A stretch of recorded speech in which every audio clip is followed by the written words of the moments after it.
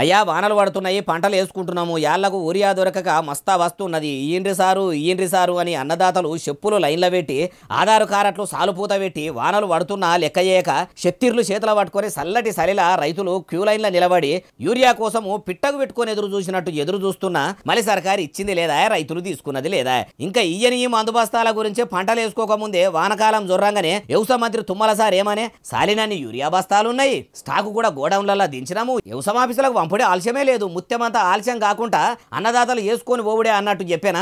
రైతులు కూడా అట్లనే అనుకున్నారు, కానీ తుమ్మల సార్ చెప్పిన దానికి ఇప్పుడు చూస్తున్న దానికి దునియా ఆస్మాన్ ఫరాకుంటే తెలంగాణ భారతీయ జనతా పార్టీ పెబ్బ రామచంద్రరావు సారేమో కేంద్రం నుంచి మేము ఆల్రెడీ యూరియా బస్తాలు పంపినాం, రాష్ట్ర సర్కారే ఇస్తలేదని అన్నాడట. అందుకే ఆయన అన్నది నిజం కాదు, సెంట్రల్ సర్కారు నుంచి రాకున్నా కేంద్ర సర్కారు ఇయ్యకున్నా తెలంగాణలో ఉన్న రైతులకు మందు బస్తాలు ఇచ్చిన మనుడు ఎంతవరకు కరెక్ట్ అని అంటున్నాడు. అయ్యా ఒకలేమో ఇస్తామనుడు, ఒకలేమో ఇస్తలేరు అనుడు, ఇట్లా ఎన్ని మాటలు చెప్పుకుంటా పొద్దుపోతారు. ఒక పని చేయరాదు, ఒక పారి ఇద్దరు ఒక దగ్గర కూర్చొని ఎప్పుడు ఇస్తారో ఇద్దరు ఒకటే పారి చెప్తే ఒడిచిపోయేదానికి. ఇట్లా పొద్దుపోవుడు ఎంతవరకు మంచిగా అనిపిస్తున్నదో మీకే తెలవాలి అంటారు రెండు పార్టీల నాటకాలు నాలుకేలు మర్రేసే నాయకులను చూసినోళ్ళు.